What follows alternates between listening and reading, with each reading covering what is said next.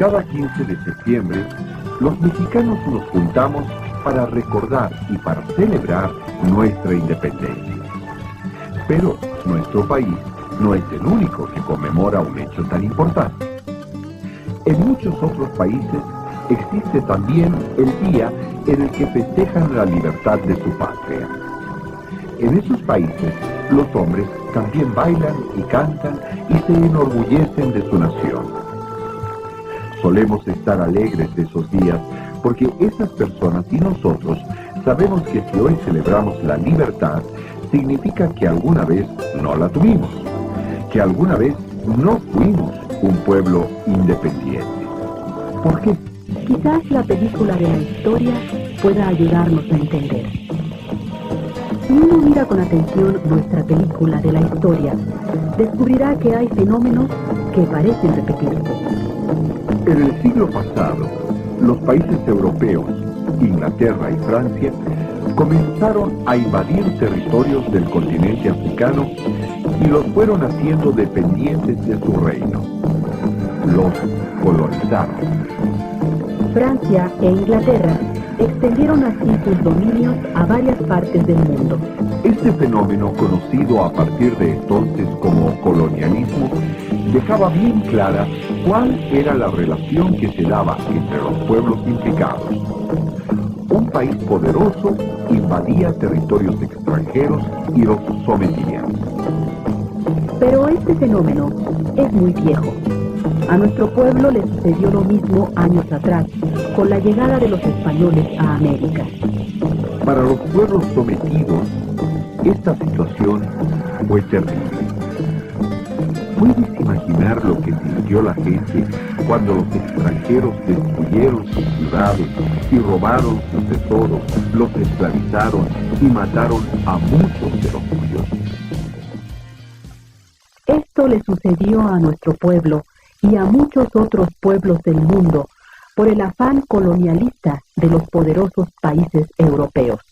Sin embargo, con el transcurrir del tiempo, algunos pueblos lograron expulsar a los invasores y declararse un país libre, como sucedió en nuestra nación.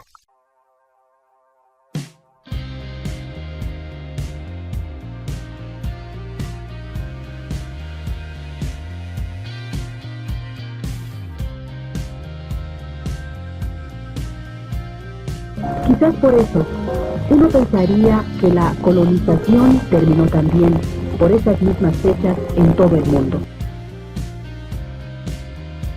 Que con el paso del tiempo fue volviéndose nada más que un recuerdo desagradable, enterrado en el pasado, y que todos los pueblos recobraron su libertad, y como nosotros, la recuerdan y la celebran desde entonces.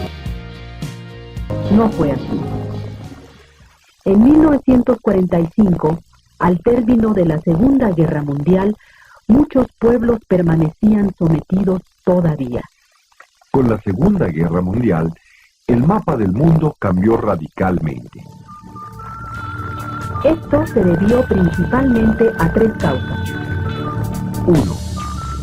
A la creación de nuevos países, como por ejemplo Polonia, Austria y Checoslovaquia.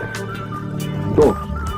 A la conformación de dos bloques políticos contrarios, el bloque socialista y el bloque capitalista.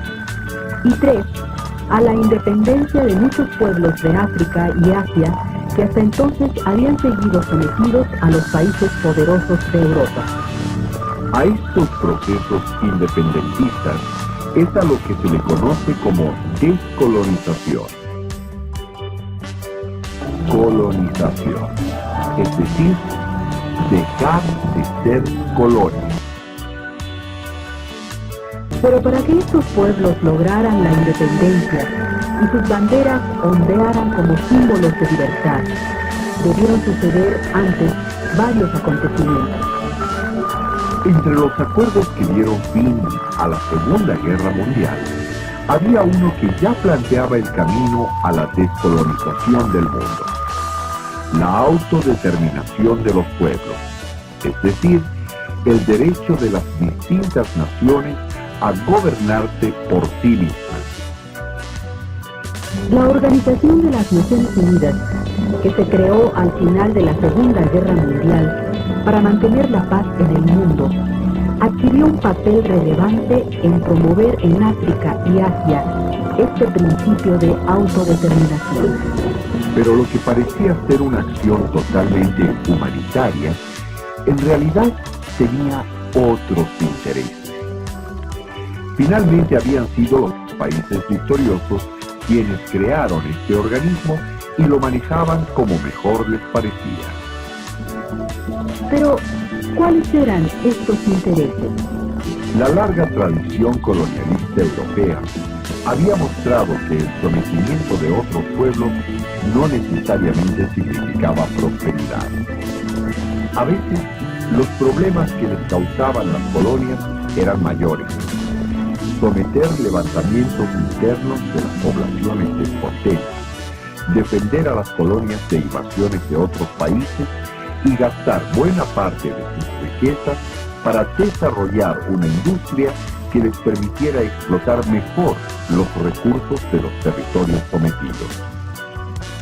Por otra parte, este afán de dominar territorios extranjeros había provocado ya 2 guerras mundiales con funestos resultados. Los países poderosos tuvieron que aceptar que seguir manteniendo el colonialismo representaba ya más riesgos que beneficios. Por eso surgió este interés independentista. En realidad, lo que se buscaba era imponer un nuevo orden político donde los países poderosos preservaran el poder sobre los pueblos débiles, pero ya sin los conflictos que les había provocado en el pasado la posesión de colonias. Así fue como la ONU propuso y luchó desde 1945 por la independencia progresiva de los territorios coloniales. Pero hubo otras causas que también ayudaron a la descolonización. Causas que podemos llamar internas, porque se dieron al interior de los pueblos sometidos. Por un lado, las colonias prosperaron paulatinamente gracias al contacto comercial e industrial con los países poderosos. Y por otro lado, empezaron a propagarse dentro de las colonias ideologías nacionalistas libertarias que fueron agrupando a los hombres en una misma demanda: independencia. Estas condiciones internas y externas permitieron que los pueblos colonizados comenzaran a luchar por su independencia. Unas luchas fueron más largas que otras. Algunos pueblos sufrieron más problemas que otros, pero en todas las tierras sometidas, el costo humano de la independencia fue grande.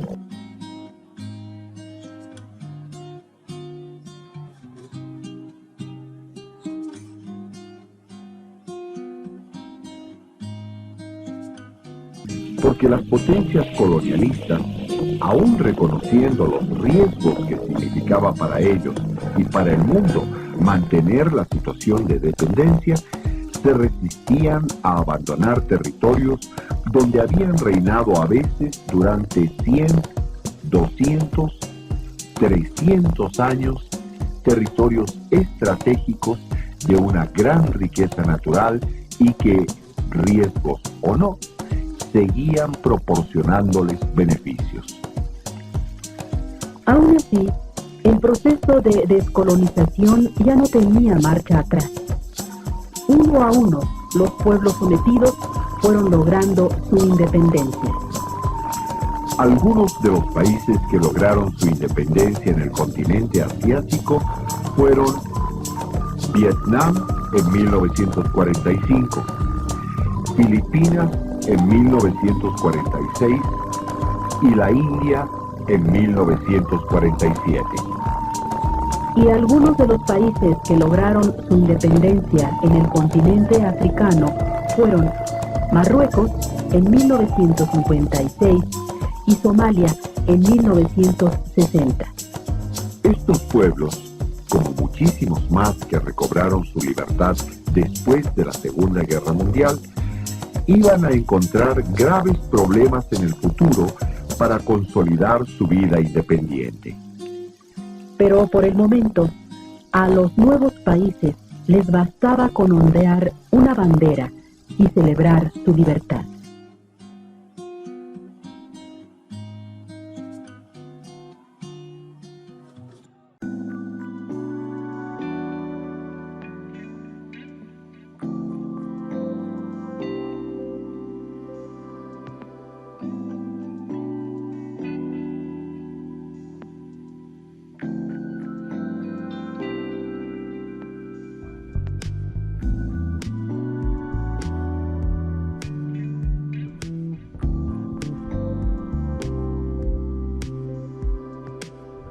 Si uno compara mapas del mismo continente, pero de distintas épocas, podrá advertir que son distintos.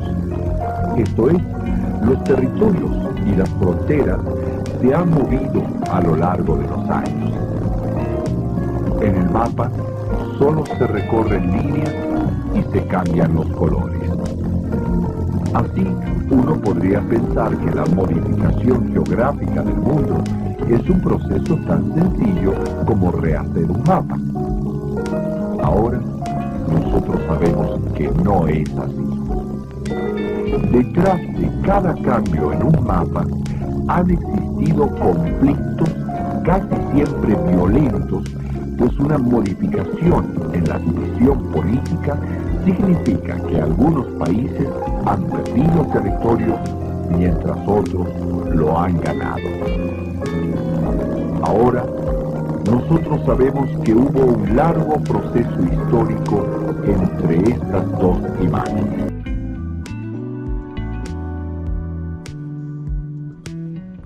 Las transformaciones en el mapa mundial resultantes de la descolonización en África y Asia solo fueron posibles con los grandes sacrificios que realizaron los pueblos sometidos para lograr su independencia, y con la aceptación de los países imperialistas de que el colonialismo solo amenazaba romper la recientemente conquistada y todavía frágil paz mundial con una guerra de la que quizás ya no habría solución.